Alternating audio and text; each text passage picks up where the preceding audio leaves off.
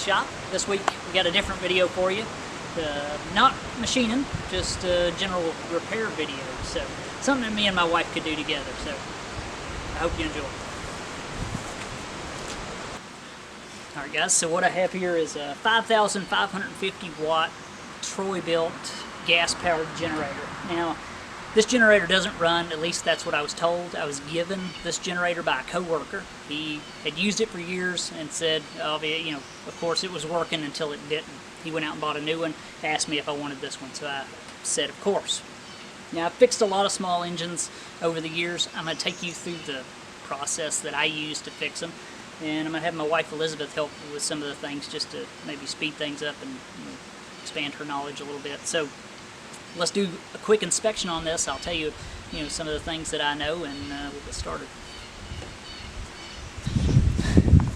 Alright, so I really know nothing about this other than he told me that it wouldn't run. And the first thing that you always want to check on them, if you get a mystery motor, or even if your lawnmower doesn't run, all these small engines are basically the same, if they're just a gasoline engine.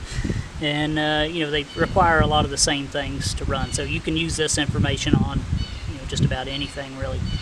First thing you want to check is the oil. If it's been run low on oil or out of oil, you might as well just part it out or recycle it, throw it away, whatever. So first thing, we'll check the oil. I have not checked the oil in this thing. You want to make sure they're on level ground, which this is not, but it does have oil in it, and it doesn't look, it's not completely black. Then what I do, pull the engine over just by hand. Does it feel like it has compression? And this one, feels good. So that tells me that this is a good candidate to try to start to repair. So let me show you what I look for next. Alright, so it's got oil in it and it's got compression. It's either chances are either a firing issue, it's got a bad spark plug, or it's got what I call drugs in the gas tank, dirt, water, foreign debris that shouldn't be there. And I worked on these things for about 3 years and made a living doing it. And from my experience, 9 times out of 10 when these things don't run, it's because of the person that uses the equipment. They've got their gas jug sitting outside, it gets rained on, or their equipment sitting outside and it gets rained on. 9 times out of 10 it's water, at least that's what I find. So let me bring you over here, let's look in this gas tank. I also want to show you the gas cap on this thing, which is pretty notorious for causing issues. Alright, so these gas lids were notorious for letting water and stuff get in. They got a little vent hole in them, and if these got rained on, it's all faded now, but it has a level indicator in it and a float. These were horrible about letting water get inside the gas tank, and wow, this thing does have a bunch of dirt in it. Let me get you a shot of what I'm seeing, and then we'll start tearing into this thing. Alright, so looking down in this gas tank, you can see that is all dirt and crud, so chances are it's a carburetor or fuel issue. I mean, this shouldn't have anything in it, but it does. So we're going to have to pull this tank off of it and start cleaning out the fuel system.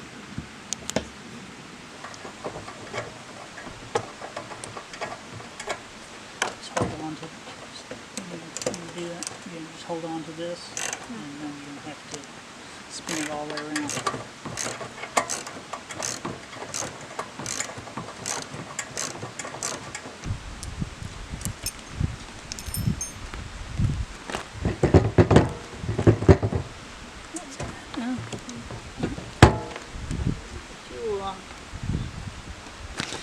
All these standard consumer grade, this is just a Briggs & Stratton motor. You may have a rotor tiller, a lawnmower, anything that gas powered engine, small, and most of them are the same. So a lot of this will apply to about any little small gas engine.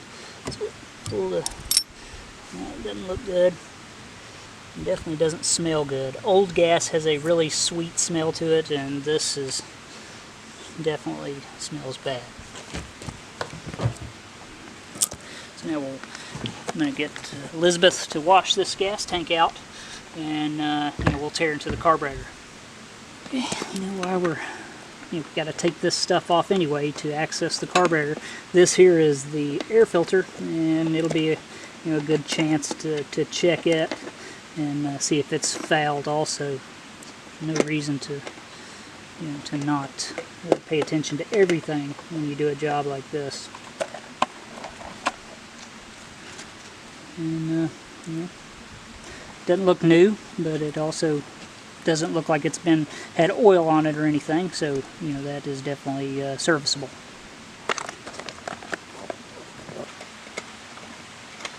So I believe that I'm going to have to have this cover off in order to swing this carburetor linkage and stuff around to get the carburetor off. It's really common around here for mice to build nests in the air. They're into the air housing here for the engine cooling, and I've seen a lot of small engines get ruined by overheating from mice nests.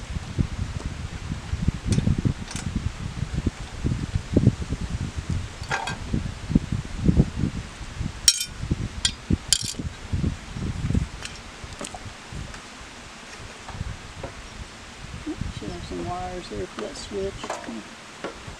Okay, as long as it's up there, we can put it down this one. Okay, so this got some female Torx holding it on, which I do not have any female Torx bits.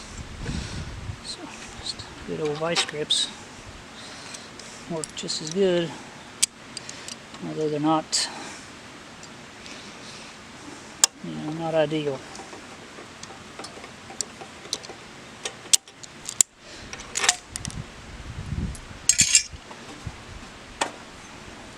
Gasket's still good. There's only one hole for the linkage to go in here, so that's pretty easy. And there we go. The carburetor's off, and now we can clean this out. We'll also pull a spark plug out and look at it. We're already in here, so why not? And make sure that this thing's got got fire.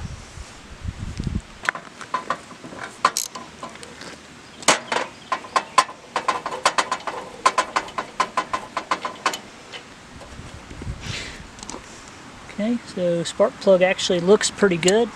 We can check and see if this thing has fire by laying it up against the block to ground it, and then pulling the rope and seeing if we get a spark on our gap, so we can make sure that our switch is on and everything's good, and pull the rope.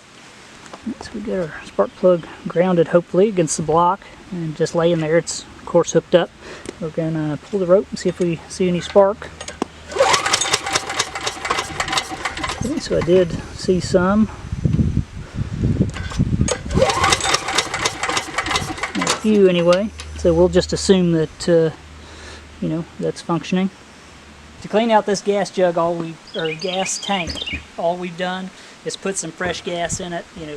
Try to get anything big out of it, but that's almost impossible. They're kind of hard to clean. We put fresh gas in it. She's going to shake it around a bit, and we'll drain it and do it a couple times.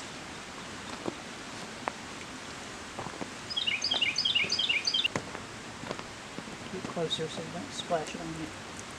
Okay, so if you don't clean these gas jugs out good, you're just wasting, or gas tanks out good, you're just wasting your time, because all the effort that you put into cleaning the carburetor and stuff will be fouled the first time you put gas in it if this is not thorough, because usually it's the source of the issue of it not running anyway is dirt and water. So we're gonna do this a couple times, then once we're done getting all the gas and stuff out of it, we'll blow it out with compressed air. Open it up, let it dry, and then blow it out with compressed air to get all the small bits of debris out. And then I suggest an inline fuel filter when you put it back together, which I don't have one, but I will get one for it. Okay, so before I take a carburetor apart, I always try to get it as clean as I can on the outside. We don't transfer, I transfer as little dirt in as possible, and especially if you're doing this job for someone else, you don't want it to look like you've done a half job. So clean them up good.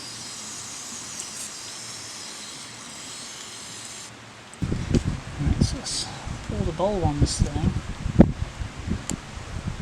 Wow. Again.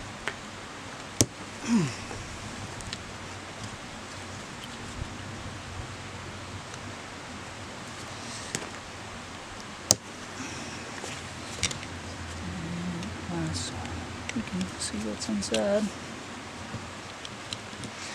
Be careful and not tear any gaskets. I think this one has O-rings, but if you get this old stinky gas on you, and it's hard to get off, so wear gloves.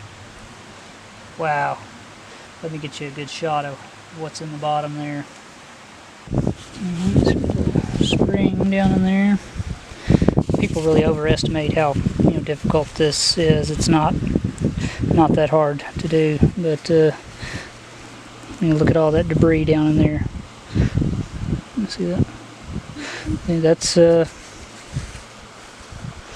that is from a dirty gas jug, rust, stuff like that. So all that has to come out. This motor cannot run, at least well, with any of that stuff in.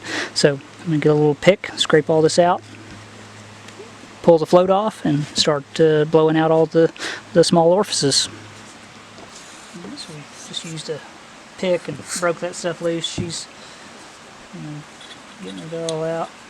I'm going to pull the float out of here, just a pin, float, needle valve. All this will get sprayed off, same as that. Pull this out, and spray this with carburetor cleaner real well. We'll go through every little hole, make sure it's all good and clean.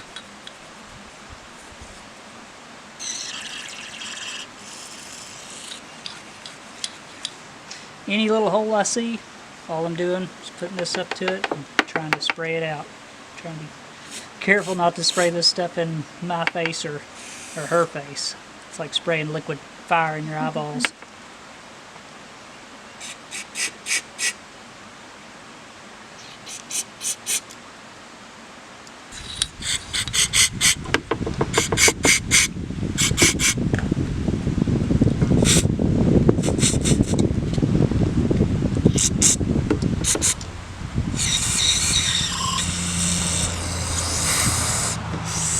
Lots of little holes and stuff you gotta look for. That and inside of the throat of the carburetor here.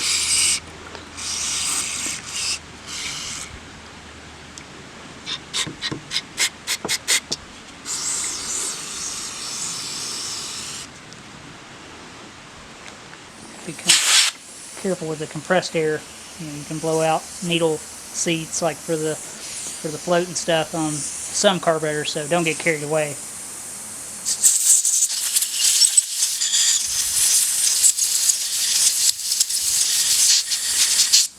Okay, and back together the same way it came apart.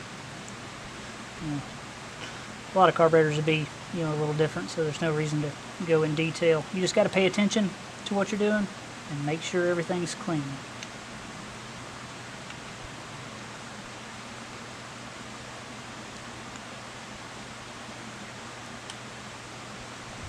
Hold that, please.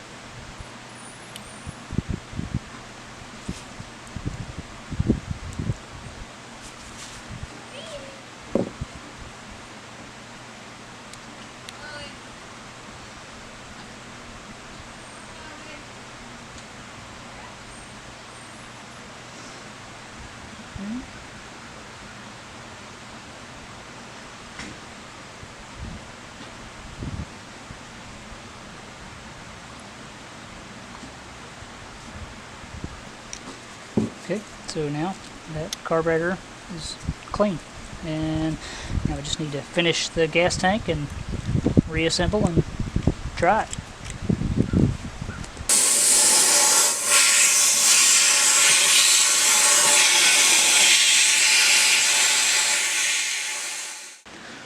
Alright, so will you please, Noel, clean that gas cap? Yeah, I mean, a lot of times those gas caps will get rust and stuff on the stems, and this stuff will fall down into the gas tank again, and you'll be doing it again, all of this.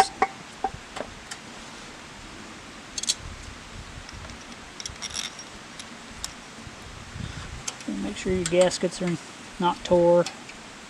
All these come off really good, so back together. All these motors are really basic.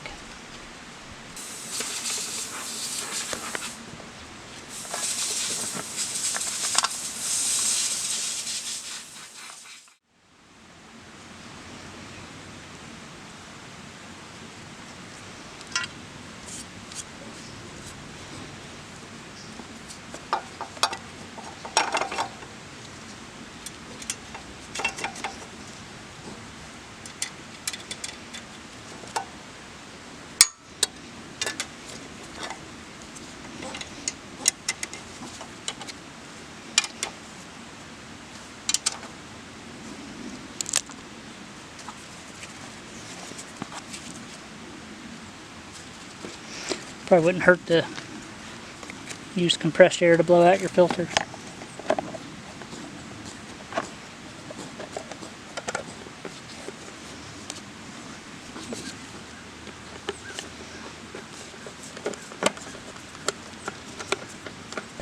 Alright.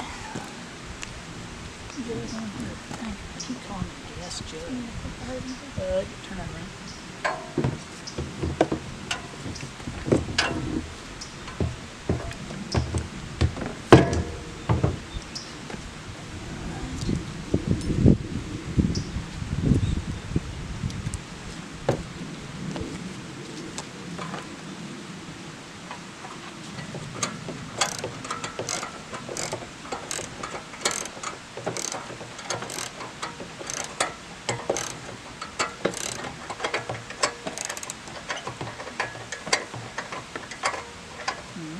Pour that gas in there, what's left of it.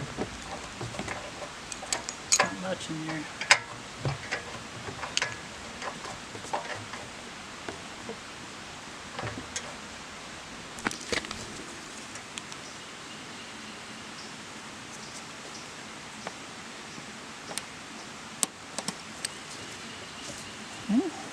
Gas on. So choke on. You know, I don't care if this fixes it or not. Fixing it with a lady like this is the right way to do it. And if you're not doing it this way, you're doing it wrong. So on choke. Gas is on.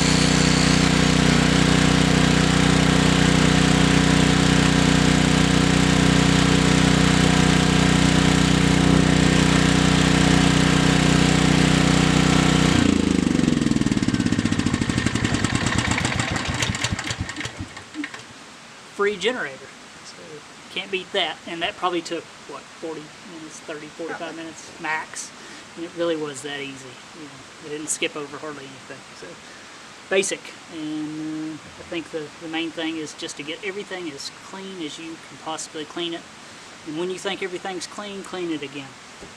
So there you go. Well, now that I know that this thing runs, you know, I can safely, you know, spend a little money on it, change oil and stuff in it, put a new spark plug, an air filter, all that good stuff. Give it a good cleaning. You know, this thing's got some rust on it.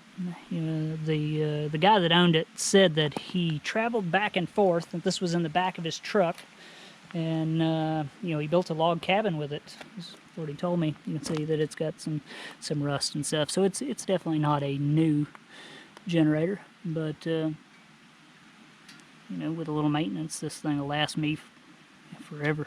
So it was good, and it was good to fix it with my wife, Elizabeth. So thank you, Elizabeth. I appreciate it.